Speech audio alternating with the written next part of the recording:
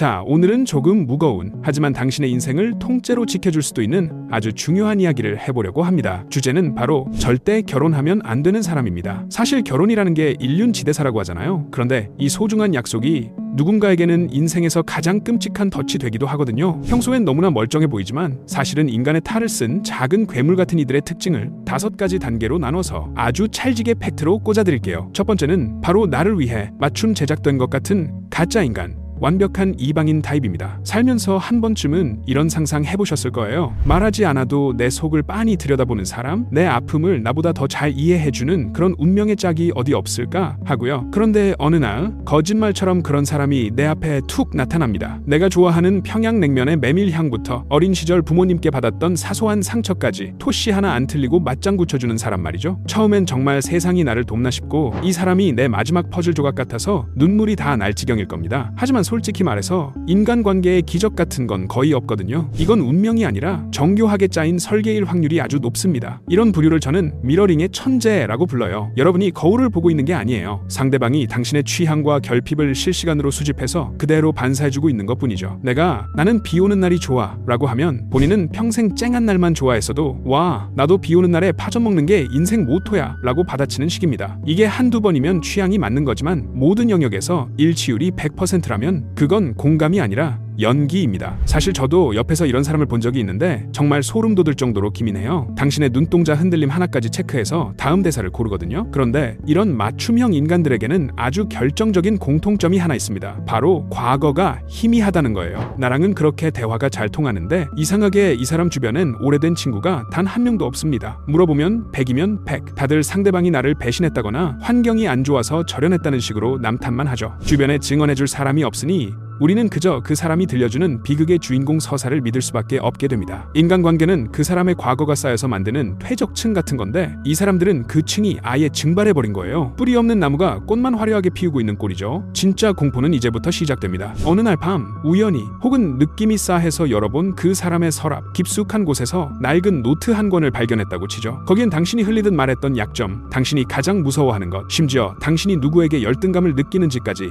빼곡하게 적혀 있습니다. 마치 공약집을 보듯 당신을 주무르기 위해 작성된 나의 분석 리포트인 셈이죠. 더 소름 끼치는 건 그 뒷장입니다. 당신의 이름 뒤에 적힌 이미 체크 표시가 된 다른 사람들의 이름들. 당신은 그저 그 사람의 완벽한 연기를 관람해줄 새로운 관객이자 먹잇감이었던 거예요. 결혼은 생활이고 현실인데 이런 가짜 인간과 가정을 꾸린다는 건 평생 무대 위에서 연극을 하며 사는 것과 같습니다. 무대 조명이 꺼지고 그 사람이 연기를 멈추는 순간 당신 곁에 남는 건 사랑했던 배우자가 아니라 전혀 모르는 완벽한 이방인뿐일 겁니다. 그러니 너무 완벽하게 나를 맞춰주는 사람을 만났다면 감동하기 전에 일단 의심부터 하세요. 진짜 사랑은 서로 다른 두 사람이 부딪히며 맞춰가는 거지 처음부터 찰흙처럼 내 손에 착 감기는 게 아니니까요. 자, 첫 번째 빌런의 정체 좀 선을 하셨나요? 하지만 이건 시작일 뿐입니다. 두 번째로 절대 만나면 안 되는 빌런, 바로 나를 미치광이로 만드는 공포의 메아리 타입입니다. 이 부류의 사람들과 살다 보면 아주 기묘한 경험을 하게 됩니다. 분명히 어제는 A라고 말해놓고 오늘은 내가 언제 너 진짜 기억력에 문제 있는 거 아니야? 요즘 너무 예민해서 헛것 들은 거 아니야? 라며 눈을 동그랗게 뜨고 되묻거든요. 처음엔 내가 요즘 피곤해서 깜빡했나 싶다가도 이런 일이 반복되면 점점 내 기억과 판단력을 스스로 의심하게 됩니다. 이게 바로 가스라이팅의 가장 무서운 점이에요. 상대를 직접 때리는 게 아니라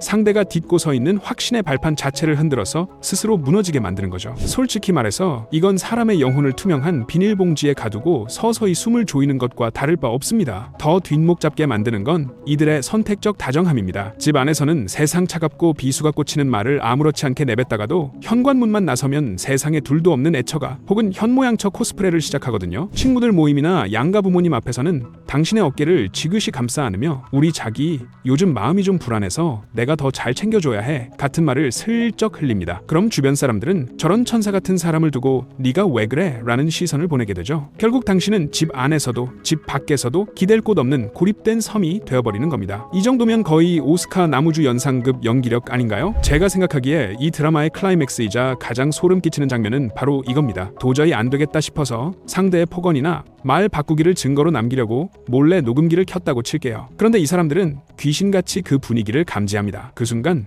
방금까지 사자처럼 포효하던 사람이 갑자기 바닥에 주저앉아 울먹이며 제발 그만해. 무서워. 너 왜 이렇게 무섭게 변했어? 라고 절규를 시작합니다. 나중에 녹음기를 들어보면 당신의 당황한 숨소리와 상대의 처량한 울음소리만 가득하겠죠. 그리고 그 찰나의 순간 녹음기 너머 당신을 바라보며 살짝 입꼬리를 올리는 그 소름 돋는 얼굴, 그건 인간의 얼굴이라기보다 승리감을 만끽하는 포식자의 표정에 가깝습니다. 이런 사람들은 당신이 화를 내거나 미쳐가는 모습을 보며 본인의 지배력을 확인하고 안도감을 느낍니다. 네가 예민한 거야. 다 널 위해서 하는 말이야. 라는 다정한 탈을 쓴 칼날에 계속 찔리다 보면 어느새 당신은 내가 진짜 이상한 사람인가? 라는 자책의 감옥에 갇히게 되죠. 하지만 절대 잊지 마세요. 진짜 사랑은 당신의 기억력을 시험하지 않고 당신의 제정신을 의심하게 만들지도 않습니다. 당신의 자존감을 깎아서 본인의 키를 높이려는 사람과는 결코 미래를 약속해선 안 됩니다. 지옥은 생각보다 아주 다정한 목소리로 우리 곁에 찾아오니까요. 자, 정신적인 지옥을 맛보셨다면 이제는 훨씬 더 현실적이고 뼈아픈 지옥을 구경해볼 차례입니다. 앞선 인연들이 당신의 마음을 흔들었다면 이번에 소개할 인연은 당신의 생존 기반, 즉 통장을 노리거든요. 세 번째로 절대 결혼하면 안 되는 사람,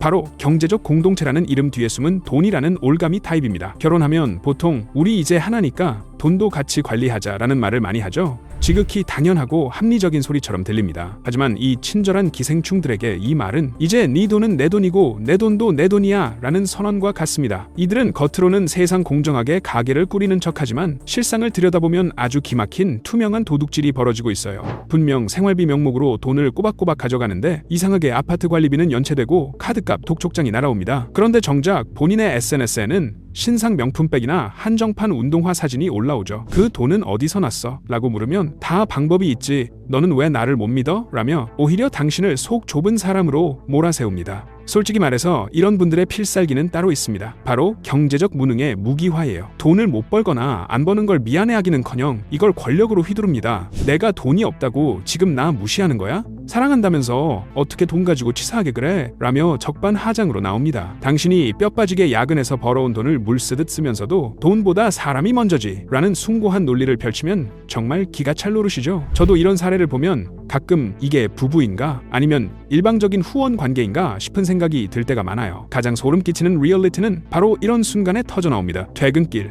집 현관문에 떡하니 붙은 빨간 압류 예고장을 보고 당신의 손이 덜덜 떨리고 있는 상황을 상상해보세요. 눈앞이 캄캄해져서 주저앉아 있는데 저 멀리서 상대방이 최신형 게임기나 쇼핑백을 들고 콧노래를 부르며 들어옵니다. 그 종이를 보고도 눈 하나 깜짝 안 하면서 말하죠. 어차피 당신이 해결할 거잖아. 당신 능력 좋잖아. 그 당연하다는 듯한 표정과 눈빛, 그때 깨닫게 될 겁니다. 이 사람에게 당신은 사랑하는 배우자가 아니라 마르지 않는 샘물이자 걸어다니는 ATM이었다는 사실을요. 돈 문제는 단순히 숫자의 문제가 아닙니다. 삶에 대한 책임감과 상대에 대한 존중의 문제거든요. 당신의 노동력을 착취하면서 그걸 사랑이나 희생으로 포장하는 사람과 가족이 된다는 건 구멍난독에 밑 빠진 줄 모르고 물을 붓는 것과 같습니다. 사랑은 함께 쌓아가는 거지 한 사람이 다른 사람의 등골을 빼먹으며 유지하는 게 아니니까요. 자, 돈 때문에 피눈물 흘리는 상황까지 왔다면 이미 막다른 골목일지도 모릅니다. 하지만 아직 두 마리의 괴물이 더 남았습니다. 자, 돈 문제로 가슴이 뻥 뚫리는 고통을 느끼셨다면 이번엔 좀 다른 의미로 숨이 턱 막히는 이야기를 해보려 합니다. 앞선 타입들은 적어도 나와 그 사람 사이의 문제였잖아요. 그런데 이번엔 우리 둘만 있어야 할 가장 은밀한 공간에 자꾸만 제3자를 초대하는 아주 피곤한 존재입니다. 네 번째로 절대 결혼하면 안 되는 사람, 효도라는 방패 뒤에 숨어 조종당하는 인형,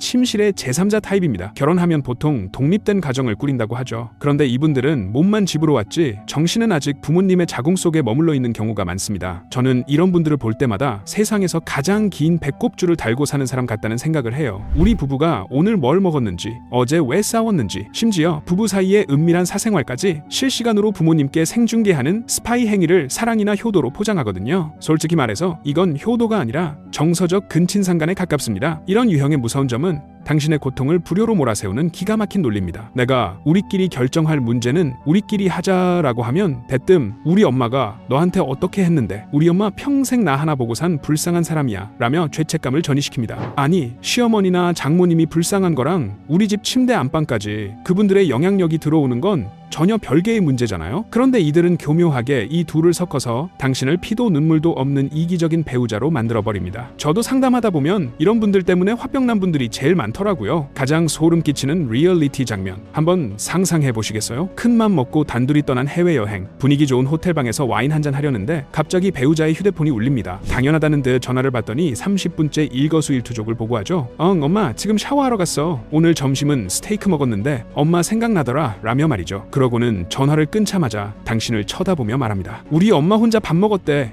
너무 외롭다는데 우리 내일은 그냥 일정 취소하고 집으로 가자. 이 순간 당신은 이 사람의 배우자가 아니라 그저 부모 자식이라는 견고한 성에 초대받지 못한 이방인이 된 기분을 느끼게 될 겁니다. 결혼은 부모를 떠나 새로운 뿌리를 내리는 과정입니다. 그런데 뿌리를 내릴 땅에 이미 부모라는 거대한 나무가 떡하니 버티고 있다면 당신이라는 꽃은 절대로 피어날 수 없어요. 효도는 스스로 하는 거지 배우자의 희생을 갈아 넣어서 바치는 게 아니거든요. 부모님 말씀이라면 자기 주관도 배우자의 눈물도 보지 못하는 조종당하는 인형과는 절대로 살림을 합치지 마세요. 당신의 침실엔 2명만 들어갈 자리가 있어야 하니까요. 자, 이제 마지막 단계만 남았습니다. 평소엔 너무나 따뜻하고 순한 양 같지만 특정 스위치만 눌리면 괴물로 변하는 존재. 폭발하는 휴화산의 정체를 낱낱이 파헤쳐 드릴게요. 자, 이제 대망의 마지막입니다. 앞서 만난 4마리의 괴물들도 충분히 버거웠겠지만 사실 가장 기만적이고 무서운 건 바로 이 5번째 유형일지도 모릅니다. 왜냐고요? 평소에는 누구보다 따뜻하고 배려심 넘치고 세상에 이런 순한 양이 없거든요.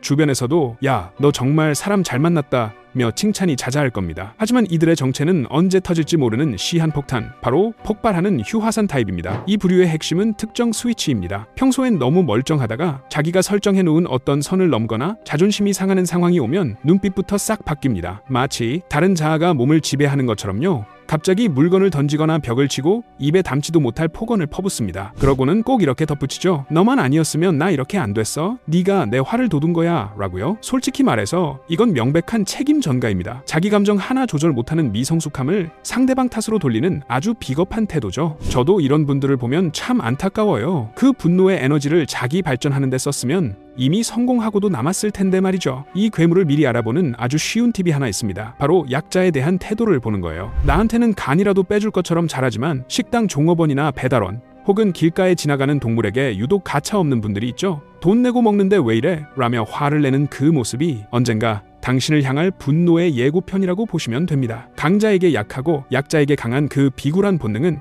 절대로 숨겨지지 않거든요. 지금 당신 앞에서 웃고 있다고 해서 그 본성까지 사라진 건 아니라는 사실을 명심하셔야 합니다. 가장 기괴하고 공포스러운 장면은 분노, 그 이후에 찾아옵니다. 말다툼 도중 눈동자가 뒤집히며 당신이 가장 아끼는 결혼사진 액자를 박살냈다고 쳐요. 깨진 유리파편 위로 당신을 밀어넣을 듯이 위협하던 그 사람이 갑자기 제정신으로 돌아온 듯 무릎을 꿇습니다. 그러고는 자기 뺨을 수차례 때리며 내가 죽을 죄를 지었어. 나 한 번만 용서해줘. 나 너 없으면 죽는 거 알잖아. 라며 울부짖죠. 이 분노와 참회의 기괴한 변주곡에 속으시면 안 됩니다. 이건 반성이 아니라 당신을 놓치지 않기 위한 또 다른 형태의 가스라이팅일 뿐이니까요. 결혼은 평온한 바다를 함께 항해하는 과정이어야 합니다. 그런데 언제 터질지 모르는 폭탄을 안고 배에 오를 순 없잖아요. 내가 옆에서 잘 다독여주면 바뀌지 않을까? 라는 위험한 생각은 버리세요. 당신은 배우자이지 분노 조절 장애를 치료해주는 상담사가 아닙니다. 폭력과 폭언은 한 번이 어렵지 2번, 3번은 습관입니다. 내일이 없는 것처럼 화를 쏟아내는 사람 곁에 있다가는 정말로 당신의 내일이 사라질지도 모릅니다. 자, 이렇게 우리 주변에 숨어있는 5가지 타입들을 모두 만나봤습니다. 어떠신가요? 이거 내 주변 이야기인데? 싶은 소름 돋는 포인트가 분명히 있으셨을 거예요. 인연을 맺는 것보다 더 중요한 건 내 인생을 망칠 인연을 골라내는 안목입니다. 여러분의 소중한 인생이 누군가의 연기나 결핍 혹은 분노로 인해 무너지지 않기를 진심으로 바랍니다. 이 시리즈가 당신의 앞날에 든든한 등불이 되었길 바라며 저는 더 지적이고 찰진 통찰로 돌아오겠습니다.